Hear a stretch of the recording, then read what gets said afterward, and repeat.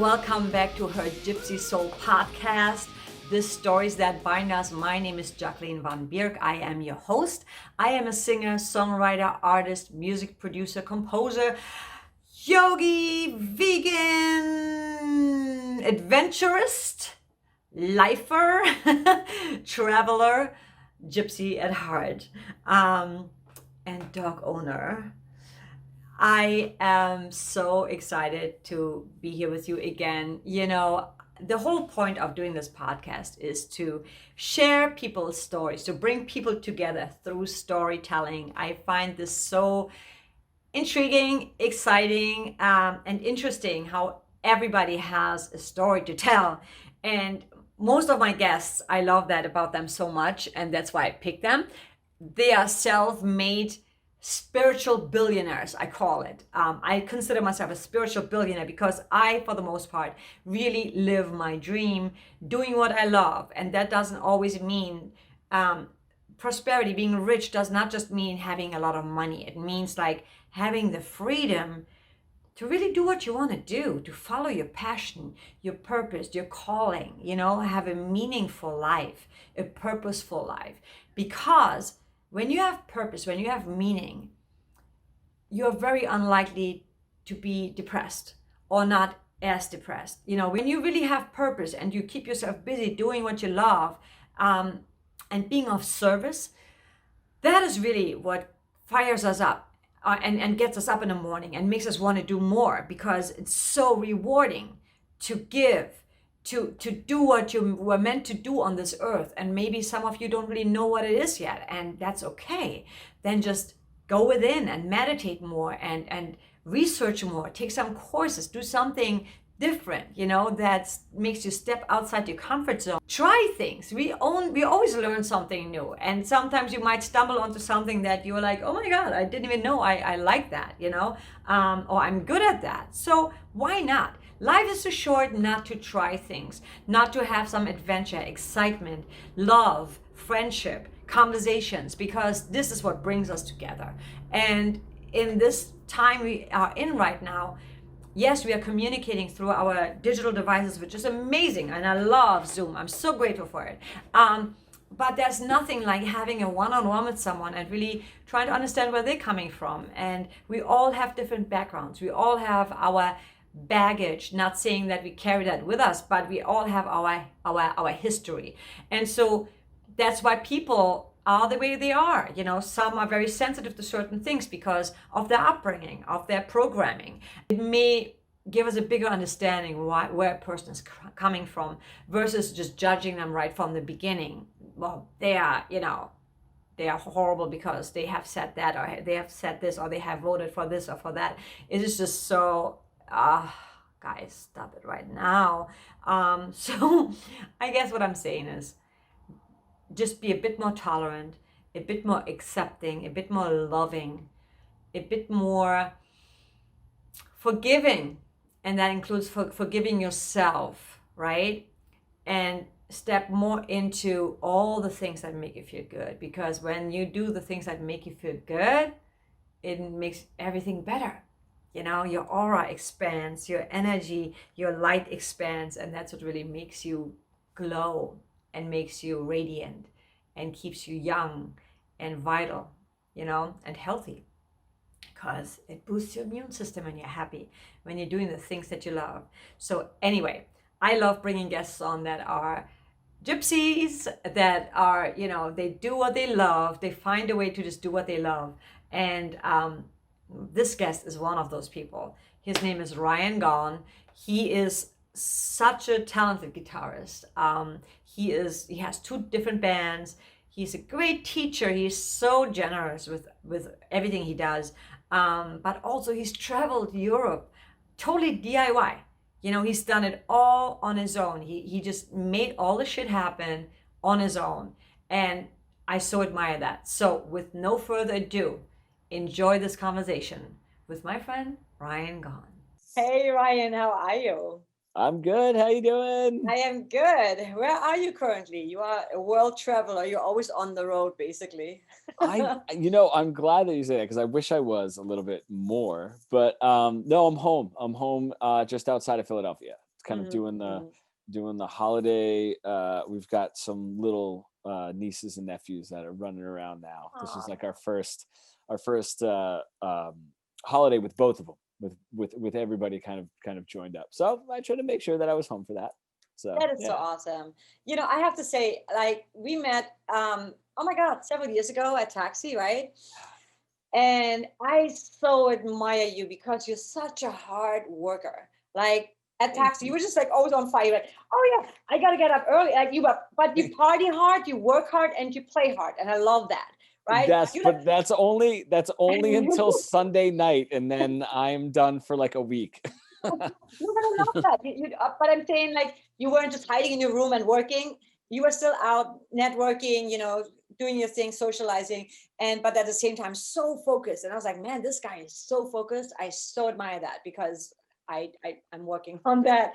Um, but also, like, I really love. I've been following you. Obviously, we've been friends for a while, and I want to know all about, so back in the day when we didn't have this crap going on, we were able to travel more. And I mean, you have to tell us about, you are just doing it. You are an independent artist. You are traveling all over Europe, and Yeah. doing your thing, and you're just making it happen. And then also you did the van, you built the van. And so I want to hear, tell Yeah. us about you. Tell Okay. us about you. You're such a Yeah, I do. amazing I person. do. I do have to say that I think, and Steph will attest to this too. If you guys that don't know, Steph comes with me to Taxi. She's my bandmate, and I want to say songwriting partner. She's my band leader. I should put it that way. But that time period, from the time that we step into the hotel for the conference to the time, that's probably the most focused I am, and like Mm. the less I'm able to sleep. I do try to keep some of that for the rest of the year, but it would be unfair for you to think that that's how I was all the time, or some sort of crazy worker. But Right, right. um, but the traveling thing and the touring thing, it's been really interesting, especially now that we can't do it, and it's been almost a year. It's since I've been out. Actually, it'll be a year next week since the last time I was out, which was when I went to northern Norway for a week. Mhm, mhm. And I only had, and you know what, that trip I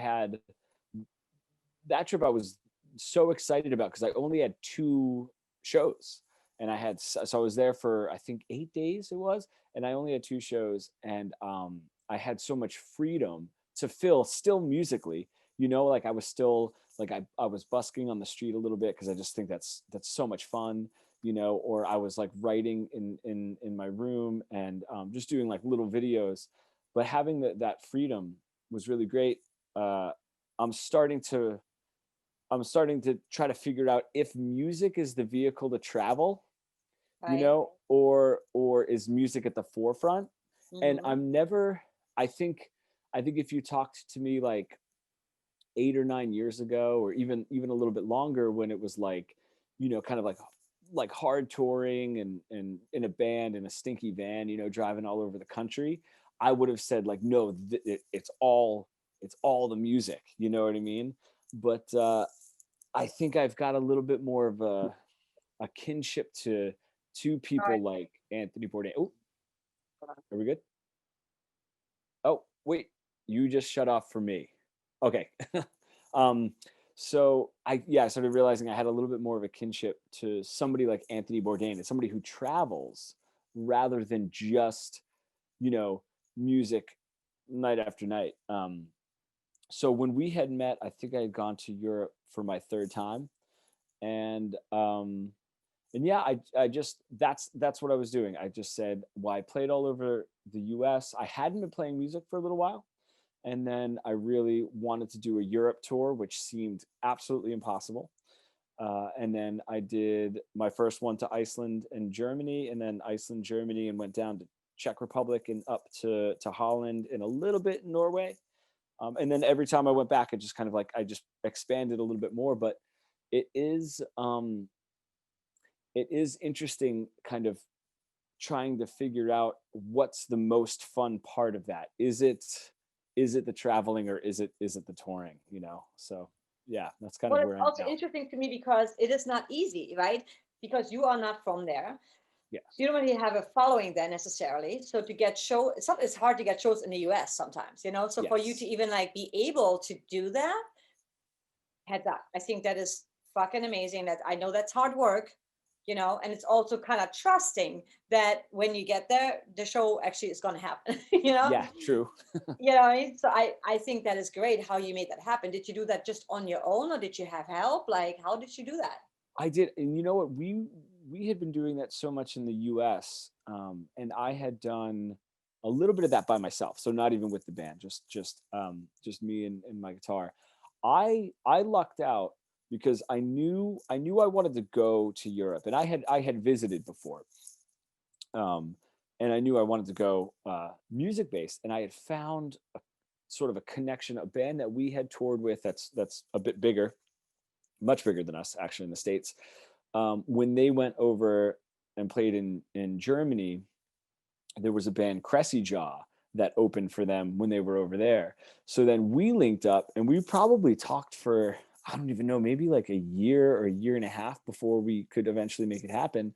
So they were doing a living room tour where they played like full band, but they played like acoustic. Love And that. so they basically booked, I mean, it was a little bit shorter. I think they booked like eight shows in like 10 days. So then I went out and I played a couple shows in Prague, and then a couple shows in Amsterdam and in what was it? Harlem, I think, in Holland. And then the tour was kind of like in between that. So I didn't have to do a whole lot of work in between.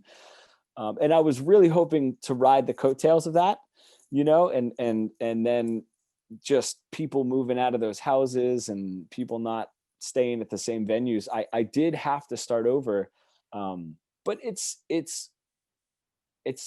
like anything else. I mean, it's when you get used to how to book those shows and how to talk to people. To me, and I can't wait for this to happen again because I don't know when we're going to be able to do these Yeah. tours. But kind of sitting down, like my day's done. It's usually around like 11 or 12 at night, and I'll have like a big cup of coffee and just like a calendar, and then like all like a map, of where I want to go. And I just start putting these things and talking. And then it just like, you just watch it go from, I mean, almost nothing, and you're just kind of writing in, and you think you're going to be in this part of the country. And then you get something down here. So you're like, oh, well, maybe I'll go down there. And then you start, and it just starts kind of like forming into something a little bit more solidified. I love that. And if you have told me that 12 years ago that I would have liked that kind of work, I would have been like, no, I just want to, drink beer and play guitar. But yeah, it's fun work. Well, I love that, being in a band, I've been in a band and touring is hard, especially when you are not on the same page with everybody else or when everybody else expects you to do all the work. So you saying, oh, you want to play guitar? I just want to, that's what I had to deal with. And it's really hard because then you're like, fuck, this is a business. And if we want to go somewhere, and it doesn't even mean you have to be famous, but if you want to play shows, build a following, you have to do the work, Yeah. and it's teamwork. You can't do it, I mean, unless you're on your own, but it's so important because you're building momentum. And I love that you're just going for it because if you don't, I always found that when I booked a tour, like it starts with one show, right? Okay, I want to play in, let's just say the States, right? I want to play in Austin. Okay, so where do I stop on the way to Austin? And then where can I go from there, right? It, Yeah. it just kind of, like you said, it just kind of starts filling up and you just building that momentum. And Yeah. also, I think that excitement because now you're like, oh, shit, this is good, It's happening. Yeah. It's happening. But I think what I really admire that you did that overseas because it's not cheap, and I'm sure you're not making millions of dollars doing that. So um, give our listeners, like an idea that if somebody else wants to do that, like, because we both travel, and I think we both travel smart on a shoestring, Yeah. figuring out how we can, you Hmm. know, save money. Why blow Yeah. all that money, right? Yeah. Share a little bit about that, like what your method is. Yeah. I think I when I sort of started getting a method down to that degree, and mapping it out, where Europe is really good about giving like some sort of a base pay, Mm, and in the US that could be difficult unless you're at a certain level. It doesn't have to be big, but just you're at some right. sort of a level. It's much more difficult if you're solo in the United States, because they're just like, I don't know, man, like just come play at a coffee house. Like I've played like guitar stores before, like when I've done it on tour. Some of my best shows were just like in the front room of a guitar store, and there were still like Oh, 35 kids because there was nothing else for them to do and nowhere else for them. They couldn't go to the bar. So right. they ended up being cool. Europe has a little bit more of that, and also a little bit more of a solo guitar player playing at a 200 person venue, where in the US it's just like, you're probably just going to play a coffee shop, and then when you play those venues in Europe, not so much like the US, they'll give you, X amount of money. What I did, one thing that did take the stress away, and this is something that I would tell anybody that does want to do this, is that when you get the pass the hat gigs over there, and they just kind of like pass the hat around in between you playing, sometimes you'll make more that way rather than the base pay. The trade-off, the one trade-off in that instance is Europe. There's one of my favorite places is this is like an example I set for when I'm touring in Europe, is De Nueve Anita in Amsterdam, and they don't allow amplification. I don't know if there's like Mm, like apartments right upstairs, or I'm not sure really why. It could just be the venue policy, but it's great. It's a small little room, a tiny little bar in the back, and you can't even whisper while somebody's playing. Like the rest of the room will like shush you, and then yes. they listen to literally everything, every story you tell them between the songs, and then they're all like, buying drinks. That like one lady like drew me playing guitar like on a napkin, and I've like, yeah, it's just like Oh, that tends to be how I've felt getting touring in Europe has been. The only problem is then holding on to that to then build, like, oh well, like, follow me on Instagram, I'll come back, and then, would you like a CD? It seems like they're so intent in the moment, and then it just kind of sort of leaves. And I think that's because Europe tends to have more live music mm, everywhere, where in the US, when I would play, let's just take that guitar store for instance, those kids, I still keep in touch with some of them, and that was like 7 or 8 years ago. So they were not, they could have talked through a couple of the songs, um that nobody paid. I don't think that I got right. any money. There were no tickets sold, because it was like a Tuesday night show that someone had found me, like kind of connecting two cities together. But I still keep in touch with them. That's And smart. so that tends to be a little bit more of the, it's like in the US, can you handle really not really struggling to make ends meet, hoping that later that'll build. And then in Europe, it's just like, yeah, you're gonna be fine getting from city to city, you know what I mean? Mm, Is what I found budget wise. And then you kind of can gauge, how much you think you'll make. But there's been time, I mean, the only reason that I love playing on the street so much is because I got stranded, and that was like my only way out. And then and then it just ended up being so much fun. I just like, it's really like, it's one of my favorite things when I travel over there. It's just kind of like, wow. I would play for my favorite place is right outside of one of the museums in Amsterdam, and I play for 4 or 5 hours, and then pack my stuff up and like grab a little bit of food, and then go to the venue. And some of the people will come to the venue. I just had more fun. um I think busking, I always had fun busking, and I mostly had fun at the shows, I'll put it that way. Oh, wow. So yeah. I Yeah. never did busking actually. So I've never done that. Because I'm more of a computer background, whatever. Yeah. So it'll be a bit more difficult, but I love that you're doing busking before you play the show. Yeah. It's like, that's crazy. What would you like? What are some of your crazy, exciting stories like on the road while you're traveling? Like, have you gotten lost? Like because the language, barrier. Even though everybody pretty much speaks English in Europe, for the most Yeah. part. Yeah. But tell us like some fun, like, or The- crazy things. Yeah, I think the craziest, and I remember because I had gone back to this bar with a friend of mine who he lives in Nuremberg now. So he was from the States. We didn't get linked up until he already lived over there, but we've played in Prague a bunch. But the first time I had gone there, I played, and then I went to this place called the Red Roof, and I'll never forget because it's an absolute great little bar in Prague. And I noticed these two girls were talking to me, but they were young. I mean, they were really young.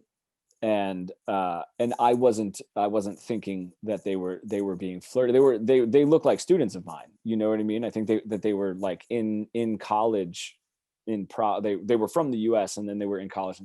So I wasn't really thinking too much of it.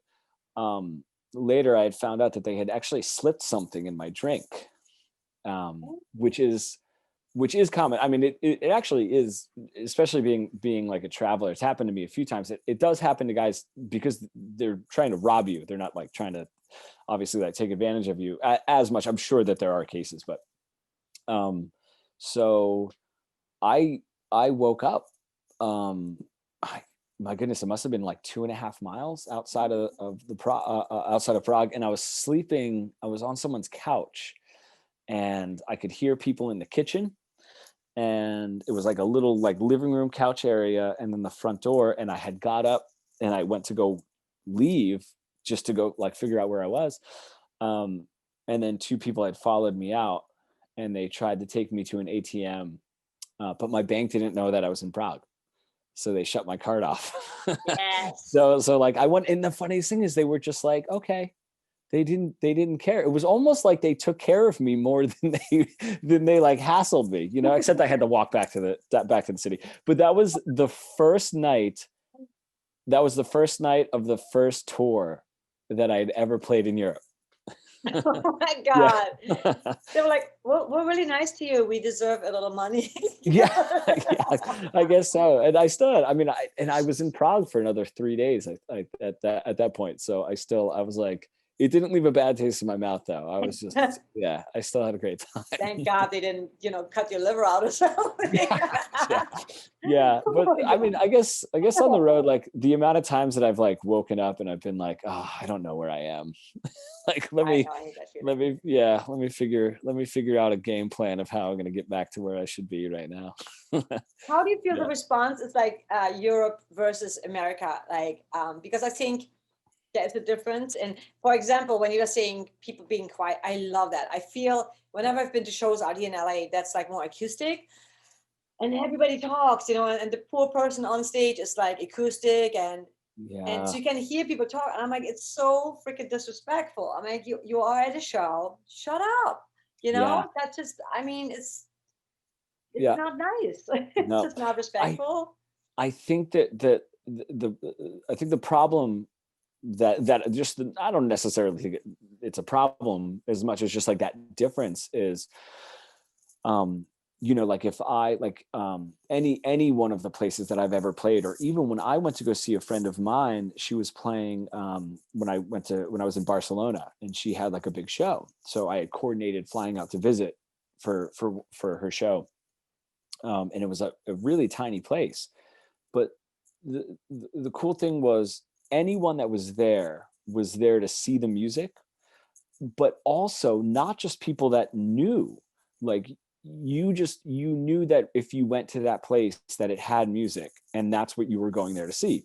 Now, I'm sure at any given night, if somebody really didn't like what was being played, they would have just left. They wouldn't have talked through it.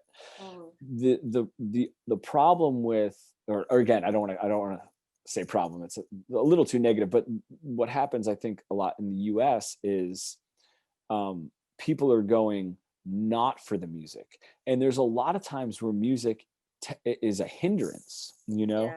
um, I really try to never let that be the case. Mm. But there are times where just whatever it is that me and whoever I'm with, or whatever the social situation is, that the music is just not fitting in, and you can sort of see that in the music culture of, when we're younger, we go to shows in people's basements, Mm. and in like church basements. We don't have that place where we know that there's a show.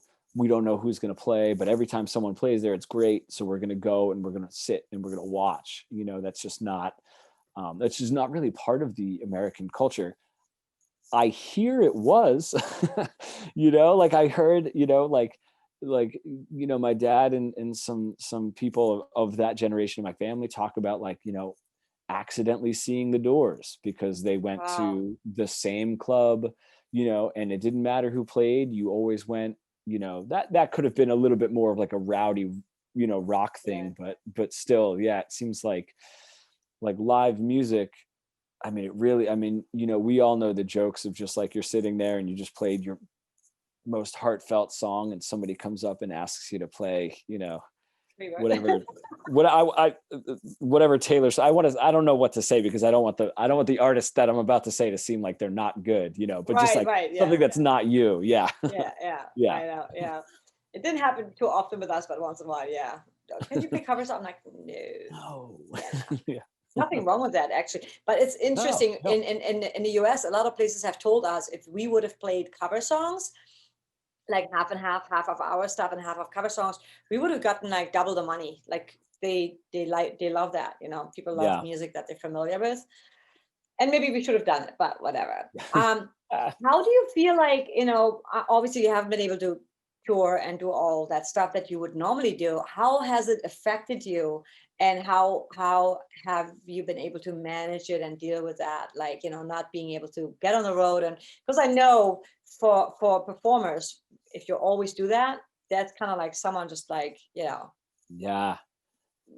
took a piece of your heart out, that's Yeah. I oddly enough, I, I I haven't been thinking. I I, I must have been preparing myself. By the time I knew, I had nothing.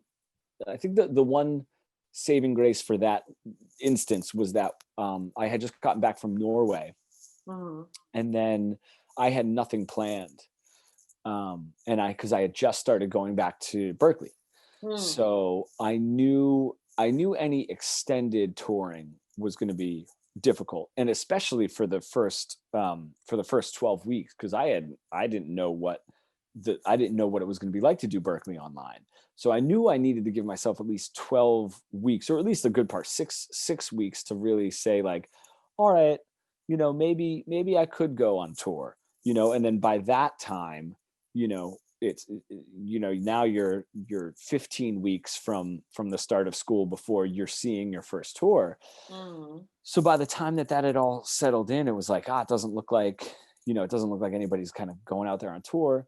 And not to make it, um, I don't know, woo woo, spiritual, or anything like that, but a little bit more of like perspective for me was just Mhm. like it was difficult for me to even think about that. I think at that point, people, how it has affected so many other people.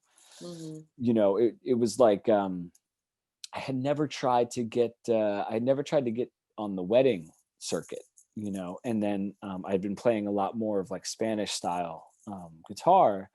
Yeah, I love and that. and thank you. Yeah, it's been fun. I wish I was better at it. You're pretty um, good. Come on. the guys that I watch, rightfully so, would argue otherwise. These guys are great. I don't even understand what they're doing. Um, but so I had finally gotten on the wedding circuit for that. A few friends of mine were just like, yeah, just talk to these. They're the ones that book, weddings and all throughout, New Jersey and New York and Pennsylvania. And that was was ready to go. And then I had gotten the call, hey, listen, I only had 2 weddings, I think, booked at that time for the whole season. So it wasn't like it was a lot, but I got the call that was just like, hey, we're going to have to cancel these weddings. And I remember just thinking like, oh man, that fucking poor bride. Like, I didn't necessarily think like, oh, all I'm going to do is like show up with my one little speaker that's going to take me a half an hour. I'm going to play for, a half an hour here, 3 hours of cocktail hour, and I'm leaving. So all I'm doing now is not doing that. Their lives are completely like tipped upside down. That's gotta suck. Yeah. I was like, it's just not, it's going to be very difficult for me to like complain or sort of cry about that kind of thing. And that's what I thought about touring. I want to travel so bad, you know what I mean? But like, I mean, at this point, if it's hard to, I think it's hard to complain in my position for me, you know what I mean? I wouldn't be able to. So it hasn't been a thought yet. When the world opens back up, I'll see how good my playing is, and I'll see if anybody wants me to tour anymore. I mean, I've been watching you for a long time, and I feel that you were good then, but your voice got way stronger, like I feel like you've stepped it up big time. And I think also what you've done is, you kept yourself busy growing your Instagram, building a fan base as a artist, but also as a coach, which I think is like really amazing. If you want to tell us more about that, I think that's great. Like, I haven't done that yet. I would love to do that, actually, online coaching. But I feel it's weird, because it's not. I'm such a one-on-one, in-person person, so it's kind of like a little bit. You know what? It's just, honestly, this is so funny. I didn't think about this until recently. I had gone back to LA when I was just doing my road trip, and a really good friend of mine, John, lives out there. And he housed me when I was working insane hours, and there was no reason for me to pay rent, so I was just sleeping on his floor. But we're really good high school buddies. That's awesome. And then we had kind of just lost touch, and I rekindled something. So we were hanging out. We were talking about the guitar lessons because I had started doing it when I was living with him.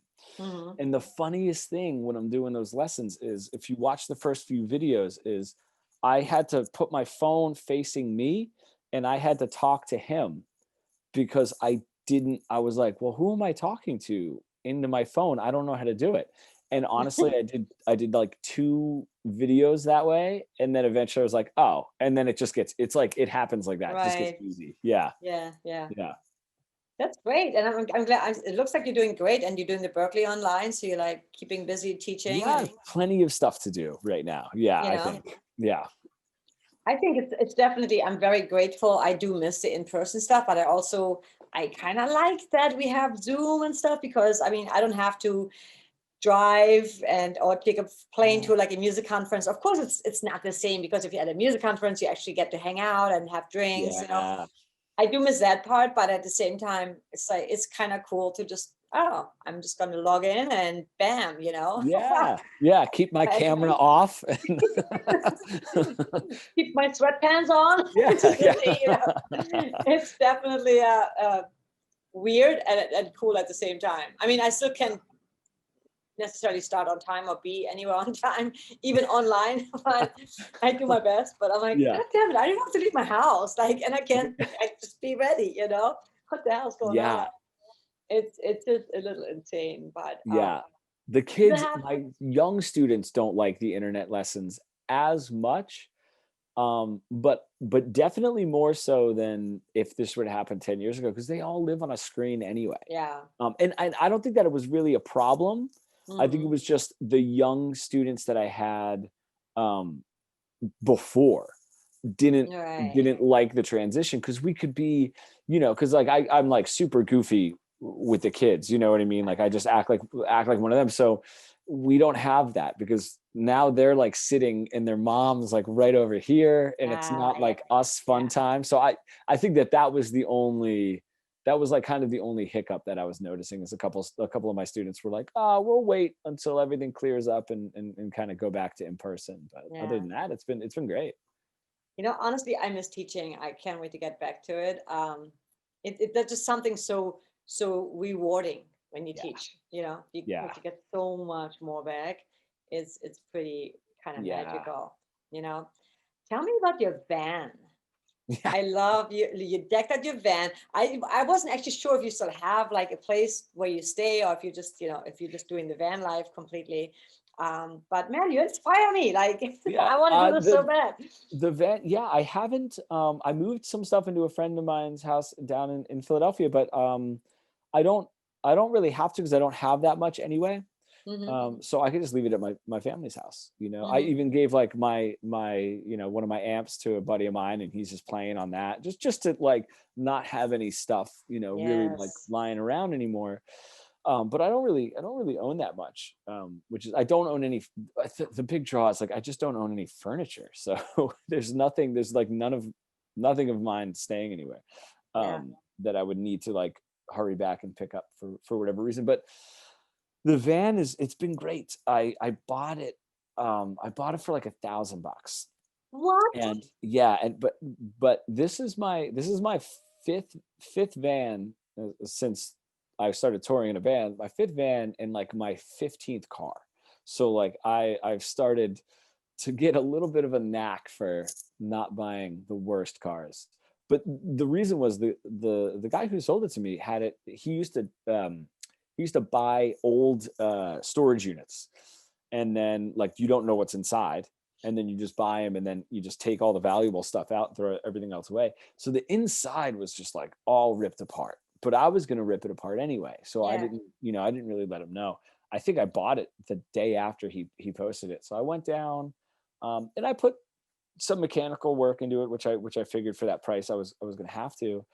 Um, and then I did my trial trip. I think I lived out of it for about 2.5 months. Nice. 2.5 months. Um, That's great. yeah, and then it got me anywhere. I mean, now, I mean, I'm gonna leave. I'm not sure in the next few days I'm gonna be heading out, but that first run, I should have done a shorter run because there was no space. I was like super cramped, and I started to realize that the way that I had built it was where all the storage was. I wasn't going under to get all of that stuff because the doors were hard to open from the bottom and all that. So I Mm. wasn't utilizing the space. So I just took everything out. I took the carpet out. I mean, that carpet was a mess. I should have taken it out to begin with. So now it's like nice and open, So I'm like Yeah, I saw excited. pictures. Looks Yeah, great. it's like it's gonna be, and it's not too cold. I want to take it to some snowy spots, up kind of like in the North Midwest. I'm afraid to get stranded in the snow, but it's not super cold in there. I got it nice and insulated, so it's cool. And then I have like just a little desk with a little studio set up That's that awesome. I just teach right from there. And I was doing all like recording all my Berkeley assignments, and I recorded probably about, man, from that whole trip, probably about 6 songs that I'm going to end up putting out. A few of them I recorded in a hotel room in Flagstaff, which was like I stayed there for like a week. I couldn't leave. It was amazing. Yeah. I was going Yeah. to ask, like, where did you go? Because I mean, there's so many amazing spots. You Yeah. are a nature boy too. I love nature. I just Yeah. love Yeah. exploring and hiking and. Yep. My favorite, well, for this trip, I just kind of like cut right across. I had a friend that was living, two friends actually. They were right next to each other. They didn't know each other at all. But they lived like only a couple of hours away, just south in New Mexico, of the New Mexico Mm, Colorado border, which is just such an amazing gorgeous. part of the country. Yeah. So I was like, I'm gonna go. I was gonna meet my friend for her birthday. Um, and instead of just going right there, I kind of cut across South Dakota and Wyoming, and then I went to Devil's Tower, which was like just unbelievable. So that was like my first real stop.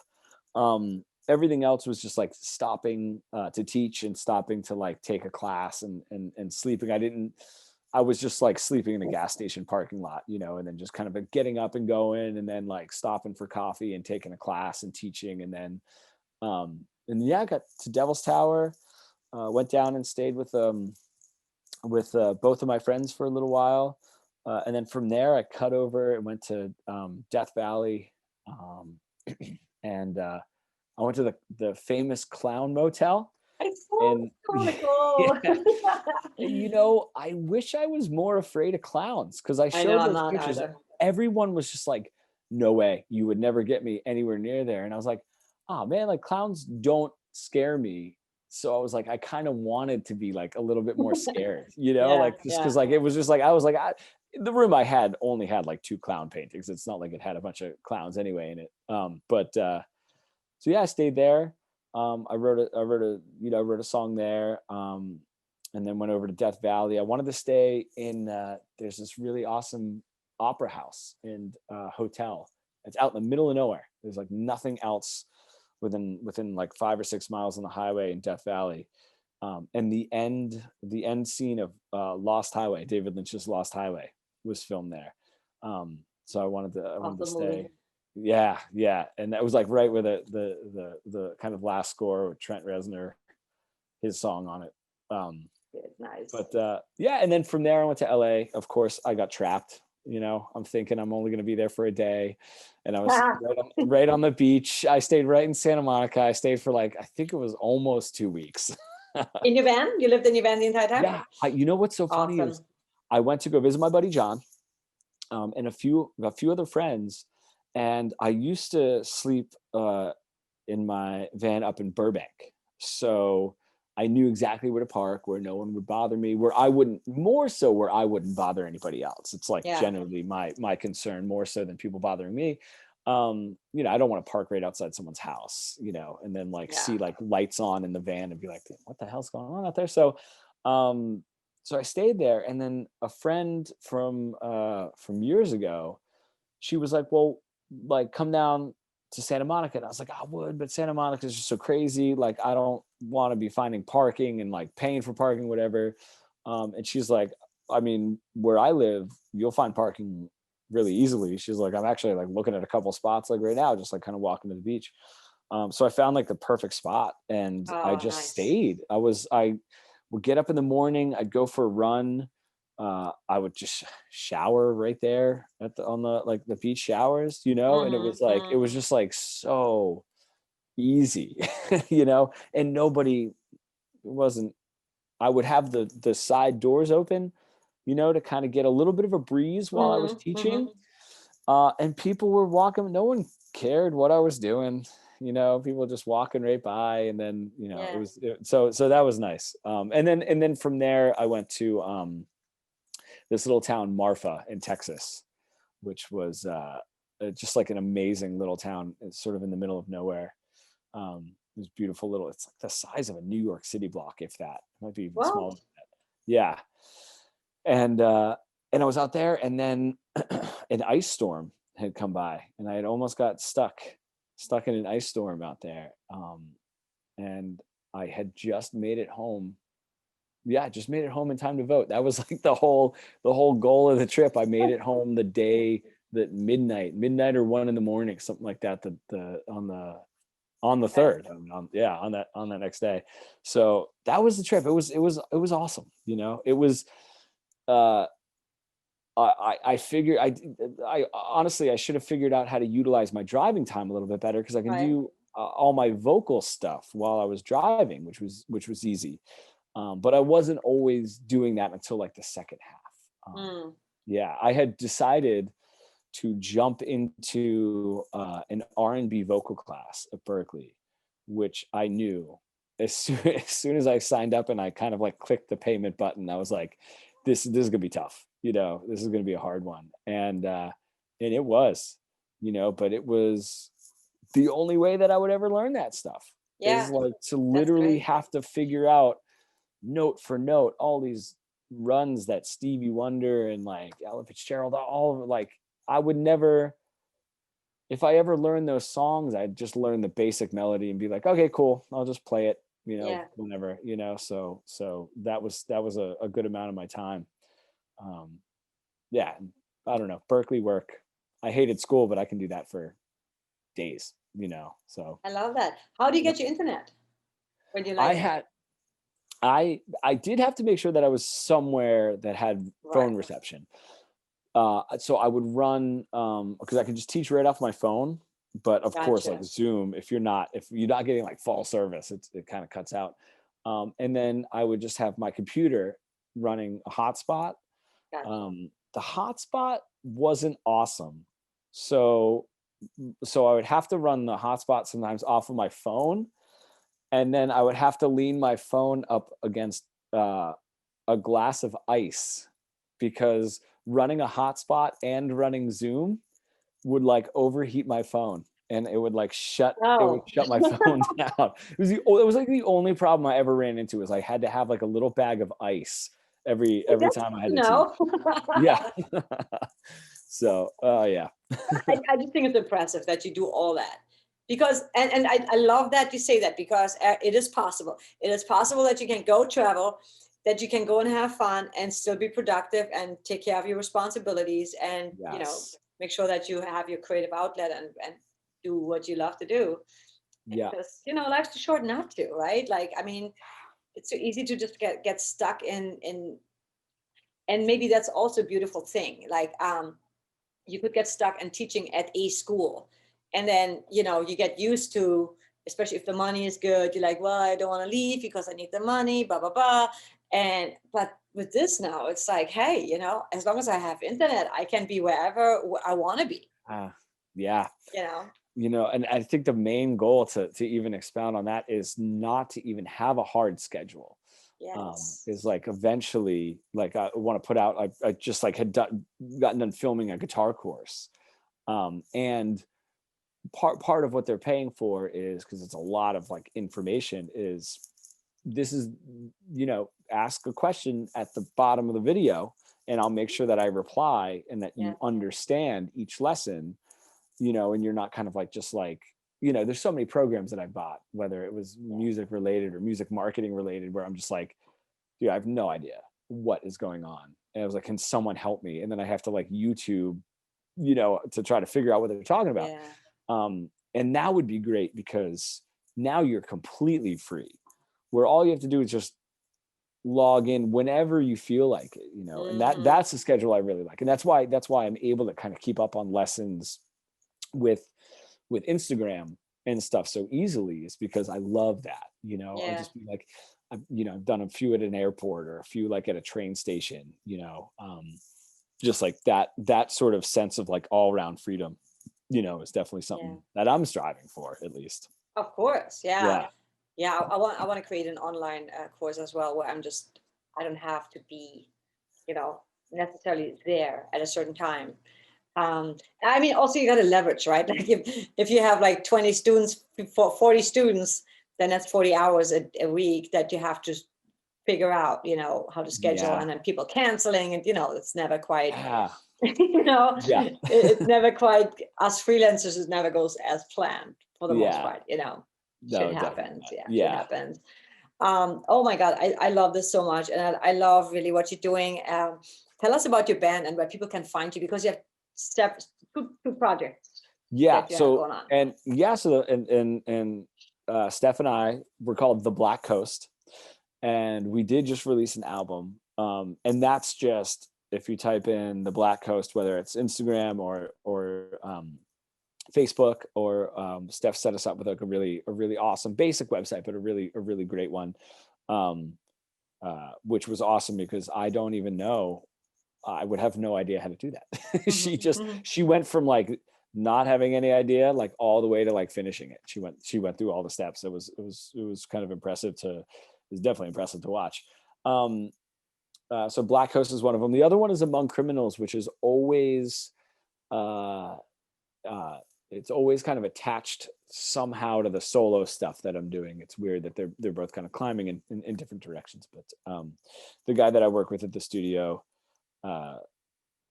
likes the fact that I'm split, where at one point he was like, just put it all together and make it one band. And I was like, I feel like it's not the same person. I feel like it's not just me with Steph and then me without Steph. There's like different parts that you're kind of like writing from. So yeah. So Among Criminals and The Black Coast. On Instagram and on Facebook as well, right? And then the Yep. official websites. Yeah.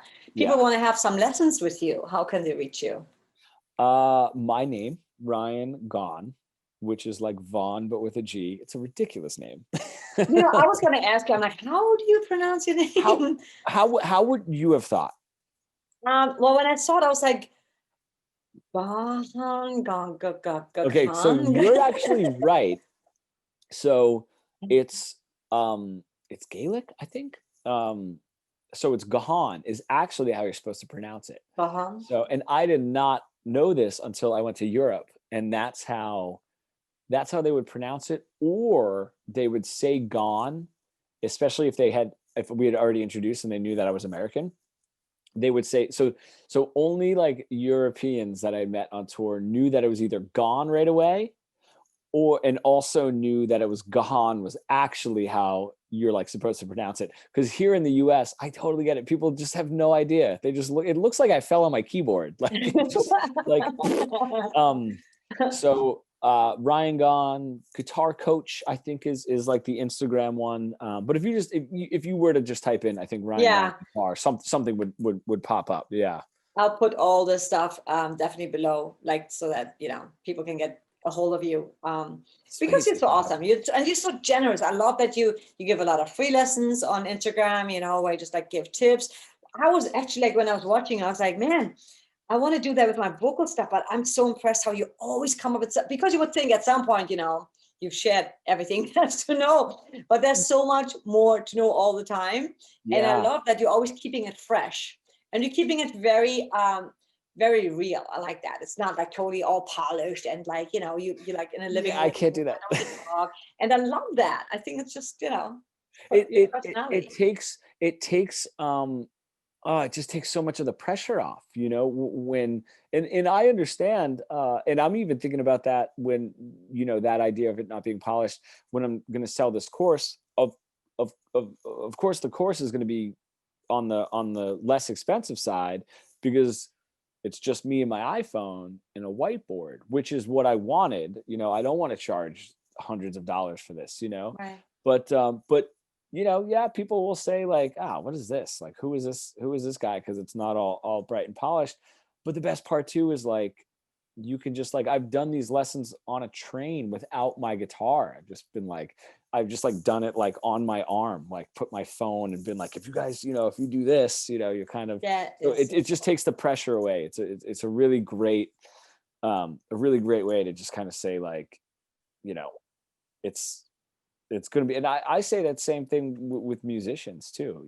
You have to have the tip of the iceberg kind of content, polished music video stuff, but that's not every day. It just gets boring. Nobody knows who you are. It's like there's lenses and stages and editing in between. So I like kind of just getting rid of it. Absolutely.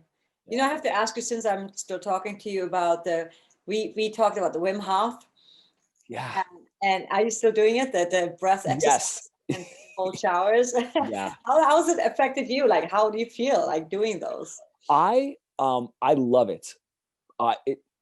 It's a strange job. I think it has a little bit to do with a workout too, like, which I know that you would understand what I'm about to say, that like when you're working out, what used to be hard doesn't just become easy, but what you hated about that workout, you start to like a little bit more.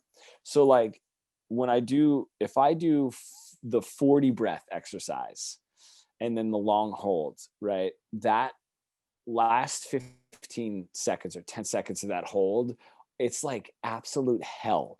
But I almost look forward to it now, because if I don't get that, right, that feeling, that energy is kind of like all throughout your body, doesn't happen. Like if I try to cheat it, it's almost just like, oh, well, what was the point? And it does the cold exposure. I'll do like a quick in and out. And then my cold exposure therapy now is about anywhere from 2 to 5 minutes. Ooh, nice. Yeah. But in ice, like in the ice bath. I do, but the only problem is the tub that I'm using, I can't get all the way under. So it's like part of my body, and then I'll switch over and so it'll be about 5 minutes of that. Oh, shit. and then I'll take an actual shower with cold water, and it's amazing how the shower is like nothing. Right. It feels like a hot shower, you know. So I'm interested because I haven't used it in nature yet, and I have seen. I don't know if you've ever seen the people that are. They've like documented their Wim Hof, and they're only like 2 weeks in, and like they go swimming somewhere with friends, and like everyone else like has to get out, and they're just like it's nothing, and they're like, I didn't even notice that this was Wow. like better, and now I can just like be out in the cold. So it is cool. I mean, I love it. It goes along. There's like a lot of like Kundalini and Tantra breathing, and which I love so much, and I loved getting into that. What I love about Wim Hof is he kind of is just he's like he's very Dutch about it. He's just like, just breathe in and out real Very fast, hold simple your guy. breath, and you're good. You know, Yeah, yeah. yeah, So yeah. I I like love that. that about him. Yeah. Yeah. I have to say, I mean, I love his attitude. I love his like getting higher on your own supply. And it is true. It's just the simple things that can Yeah. turn your mood around, help Yeah. boost your immune system, which we all need right now. So there's like a Yes. lot of really, I mean, I'm sure you agree with me. That's like all the simple things, like the law of attraction, right? It's like the simple things you could be doing to really turn your life around, like Yeah. positive affirmations, just like getting in that headspace of just really being, in a Yep. good mood, like not just affirming, but like also feeling it, right? The attitude of gratitude thing, Definitely. um, the breath exercises, which are like, it's just 5 minutes, of your time. Yeah. Like, It's okay, so, it's not 5 minutes, 15, but yeah, still, but it's it's 15 minutes. and everyone will try to tell you that they don't have time for it, and I that's just know. absolute bullshit. And Yeah. the one thing that I've been working on way more lately is with any of that, something that I try to picture myself is it's almost like an outlay. This works for me like 100% of the time, and it's almost like I picture it's like, I know everyone kind of has their own color, so it's like a purple outline of me, three-dimensional like Wow. outline that I have to step inside, right? And I don't have to do it like physically, like it's something that I'll picture myself doing maybe in the morning, like as soon as I wake up. And something that I'll picture myself doing during the day. And I've noticed that when my mood kind of gets down, if I get frustrated, that you're kind of like, you feel yourself a little bit further away from that Hmm. space. Um, and that's just like, that's like your almost like your 100% or whatever that could possibly mean, but you're no longer frustrated, you're no longer angry, you don't have any of those blockages, that you would have from the world. And one of the things that I was doing, I was delivering food on New Year's, and I went out and I ended up losing money because nobody was tipping. And like, I thought it was going to be a great day, I thought I was going to make all this money, no one was tipping.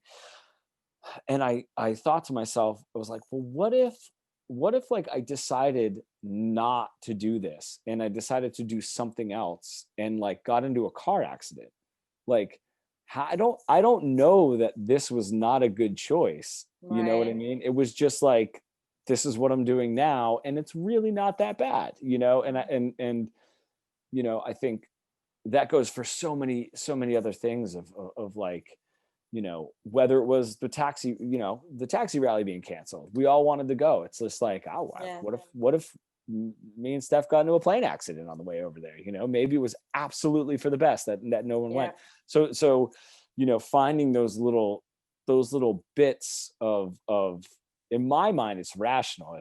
I don't think it's overly positive thinking. I think the one thing that I think a lot of people do get sick of, and I think that I do as well, is I don't want to go out and tell people that everything's going to be okay, Right. because it is for me.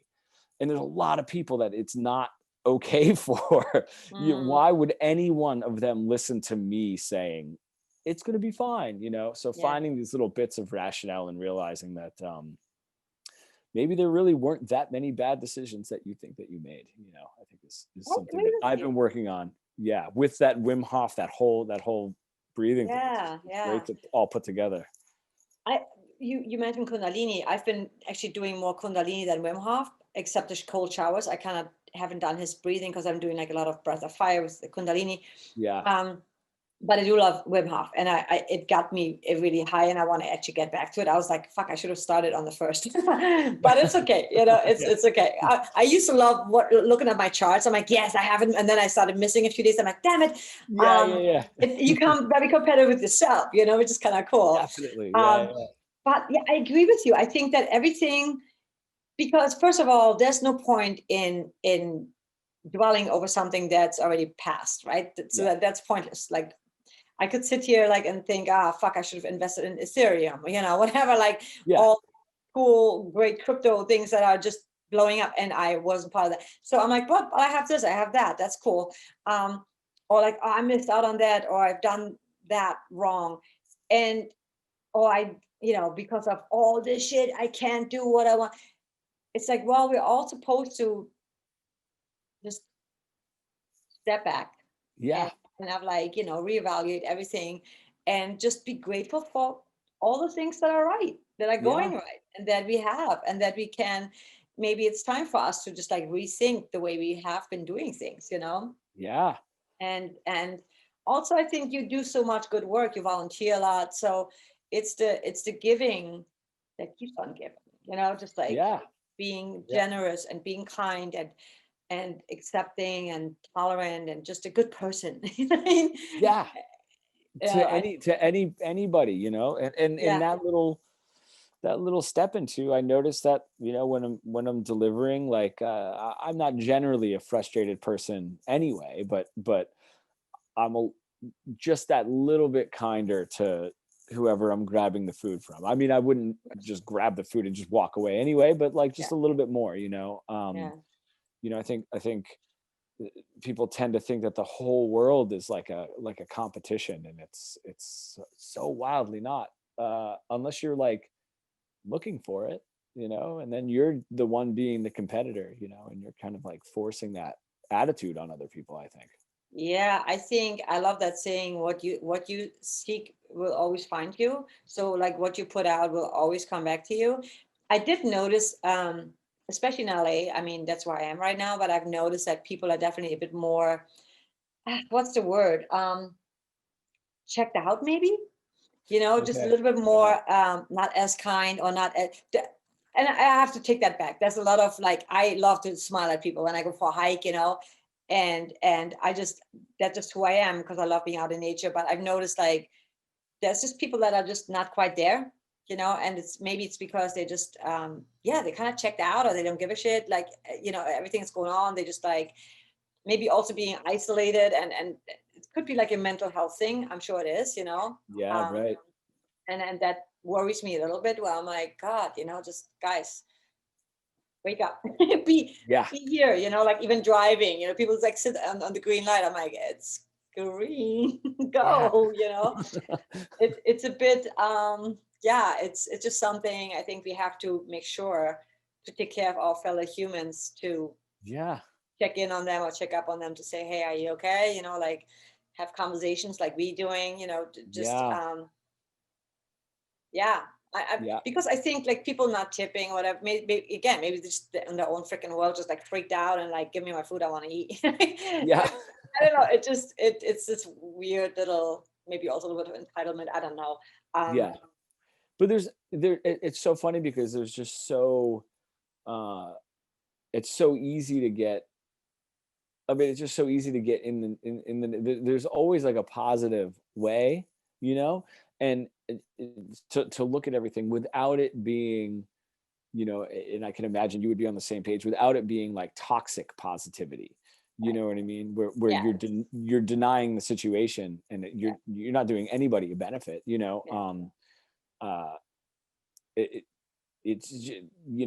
It's so easy, because I think we're always looking for the bigger one. Like we are looking for that, like, oh man, my trip got canceled, and then like the cruise you were supposed to be on like sank. We're looking for that, you know what I mean? But really, like, somebody not going as soon as the light turns green, like, who knows? You could have like ran something over that would have popped your tire. you Oh, know, absolutely. and like you can just, and the best part too is like you can just make it up. You can just like literally just make it up as you go about your day. And like it doesn't because that's what we make up, the negative one. We make up the whole like, you know what, I should have stayed in school when I was younger, and then I would already be doing this. It's just be like, you have no idea. You could have met somebody and moved across the world and then got a divorce. You have no idea what would have happened 15 Would have been years ago. stuck with like a big house and big debt. Yeah, you have Being nobody has unhappy. any idea. Yeah. But that's what, but we always map it out where like, this was the bad decision because I'm feeling the bad, you know what I mean? And anytime you're feeling something bad, it's hard to remember that that's not how you're going to feel forever. You know what I mean? It's just like, whether it's a breakup or whatever, you're always just like, oh, I guess that I'm just going to feel like this forever, you know? Yeah. Yeah. And we only know the bad in the path that we chose. We don't know the bad in the other one, and you don't know the good in the other one. You're just making that up. So just like make up the bad. Just tell yourself like you would have gotten into a car accident if you went on that vacation. Like boom, it's done. And there's no way to prove it, and there's no way to disprove it. So Right. you are where you are, and that's such a better way to look at it. It's amazing how easy negativity is, you know. Yeah, like gossip, you know, I always relate it to gossip. You know, if somebody tells you, if somebody says like, hey, I met this guy, he's awesome, like just something that simple, right? You forget it in a second. Someone was like, yo man, I met this guy, you will not believe what he said, and then they tell you something bad. It does not matter how true or untrue that is. You're gonna carry that with that guy that you haven't even met yet. You know what I mean? Yeah. He's gonna have to 7 times prove that away. You know what I mean? And that, I just think that that's just terrible.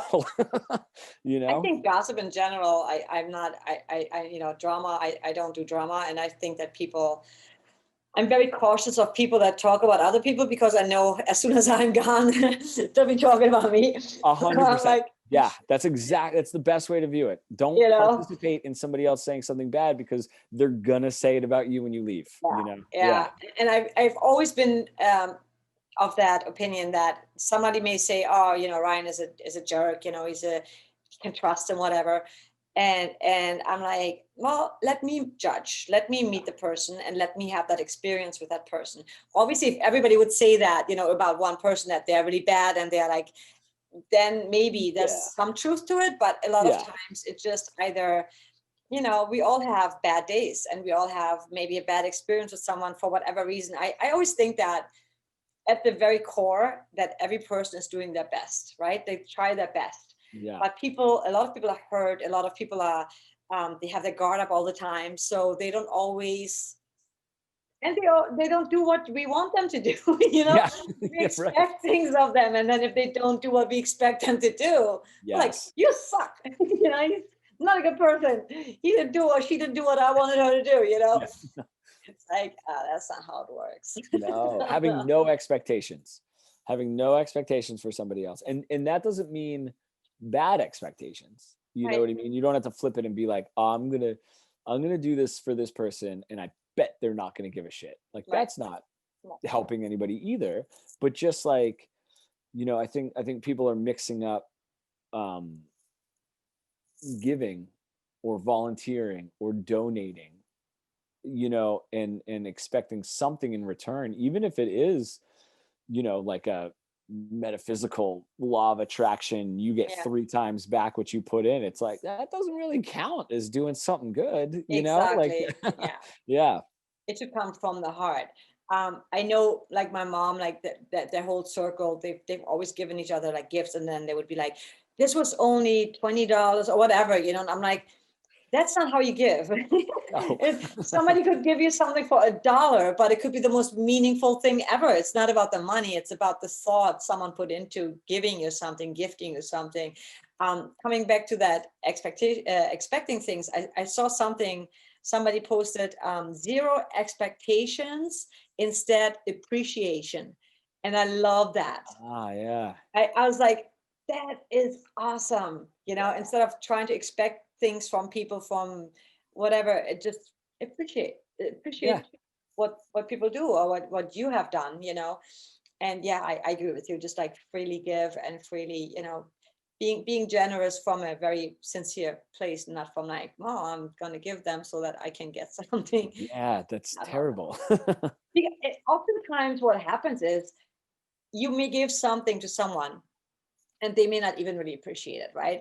But then it always comes back from somewhere else, and Yeah. usually bigger and better. I mean, I feel, and I'm sure you feel the same way, because you've been doing kind of the same thing. When I was traveling, I was just, it brought me actually to tears, thinking like how many amazing friends I had that just like openly invited me into the home, Yeah. saying, stay for as long as you want, just like help yourself with the food, it just, no, I'm gonna get my own food. But it was just like, so there's so much good out there, and there's so many great people out there. If you're a good person, if you're a nice person, things will always work out for you, Yeah. because it just does, you Yeah. know it Yeah. just does, and you are living proof of that, because I mean, Well, all it the goes things you've done. well, think I always think about the giving thing. What it really reminds me of is the idea of this is gonna be funny, but I know that you're gonna get the connection I'm gonna make. But the idea of like the friend zone, right? And like why did this is like a very very kind of like male thing, is like, why does she only treat me like a friend? I'm the nice guy, and it's just like, hey man, like if you're only friends with her because like you want to sleep with her, that's like way worse than like just Sure. being a jerk to somebody. That's like you got like layers of jerk that you got to clear away. You got, and that's like kind of, yeah, that's kind of the same with giving with an expectation, or with wanting something, and not uh and then you do block the reciprocation, I think, as far as like, this person let me stay at their house, so I'm going to let this person stay at my house, because then it'll, then Yeah. then this time when I need it, they'll help. I feel like if you give to that one person and you're just like expecting something back, it's almost just like you've got that tunnel vision waiting, and you're not seeing what is actually gonna come back to you, Yeah. or just kind of picturing it as a currency, it's just like an in and Absolutely. out, don't block the out, because the in's not going to come, and it doesn't matter who it comes from, Yeah. yeah. Yeah. That's why I think it's so important to do the inner work, so that you really like keeping yourself centered and not get so affected by outside circumstances, that people or politics or whatever the case, that you don't have to necessarily let that crush you, Yeah. because it's easy to have some person say something to you and you are so upset or hurt, and yeah, we all have emotions, we Yeah. are very emotional beings. um but keeping that in check and seeing the bigger picture, I think, is really what's going to get us through shit. Yeah, You know. definitely, Yeah. yeah. Well, thank you for chatting with Yeah, me thanks and for having me. This sharing. is great. Yeah. Yeah. And sharing. And oh my God, you inspire me. I want to do my Thank you. van eventually. I got to Yes. find a van like that and a good mechanic. I have a good mechanic. Good, good, good, Um, good. That's yeah. that's so important. But he's here, so I would have to do it while I'm still here. He's amazing. It's so hard to find a good mechanic that you can trust, and Yeah. he's definitely one of those. Like, oh, I love you. Yeah. If I need a mechanic in LA, I got you. Okay, I'm gonna write that Yes. down. Awesome. Well, I make sure that people can find you. Is there any last Great. words you would share with the world for 2021? 2020, yeah, like we're gonna do the absolute best that we all can. I just think if there's nothing, it's hard to look at any positive, or be overly positive, especially for me, somebody who's in a warm room right now, looking at a computer. Obviously I would have a positive thing to say, but at least it seems like a lot of people are going to turn around and just try their absolute best, with just like what we were talking about. Doesn't mean you have to go try to get a degree in, something crazy, it's just like, you're just going to try your best to move forward. Cause man, this was a lesson of a year. Yeah.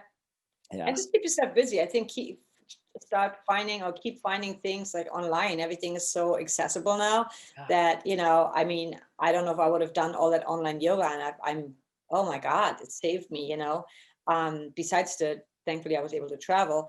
But there's just so much that we can do or explore, even if you don't have any really hobbies or interests. God, there's so much.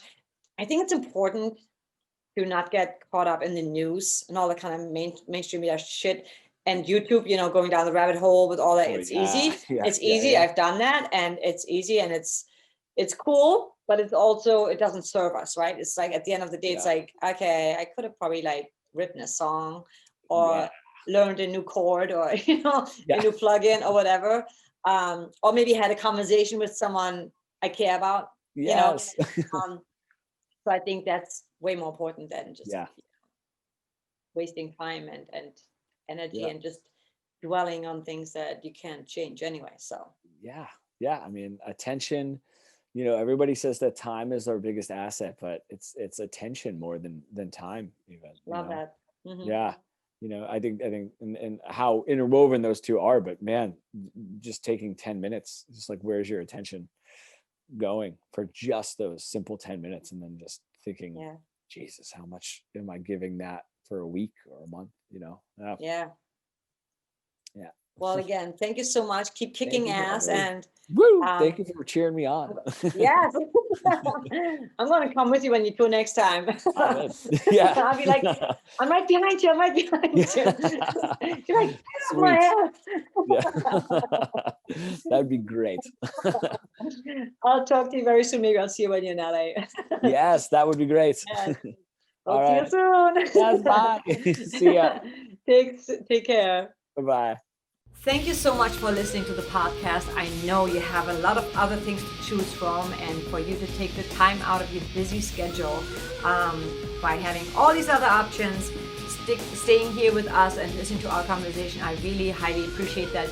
If you liked what you heard, please subscribe, please hit the like button, and please share it with your friends. If you got something out of it, also don't be afraid to reach out to my guests.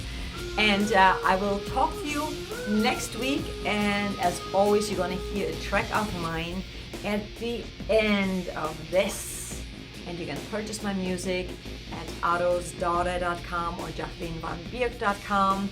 And you can also find me on Facebook and Instagram.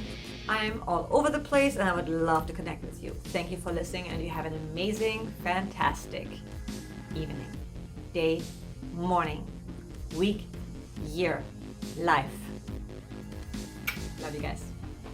By the way, guys, if you love the top I'm wearing, this is from my JacVanBee clothing line, and this is the apocalyptic hoodie top, which is like an inked hoodie top. It's the crazy air version of the a bit more toned down version, which is also really awesome.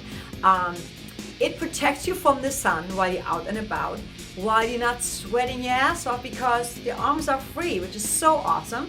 And right now in the evening, it is really great to keep you like nice and cozy, because if it's a little bit chilly, this will definitely keep you cozy. Or if you're like in an air-conditioned room, like a studio or something like that, this will really help. The material is so soft. Honestly, you just want to sleep with it. The material is really, really soft. It's just so cozy. But you can also wear it over a long sleeve shirt, which I've done, which looks also super cool, especially if it's like one color. So you can get that on my website, JacVanBee.com. I also have some t-shirts and some jewelry. You support a small business, and these are all handmade by me. Each piece is absolutely unique, one of a kind. There's none two that alike at all. So that's another really cool thing, unique, just like you. All right, guys, thank you so much for listening to the podcast, and I'll talk to you.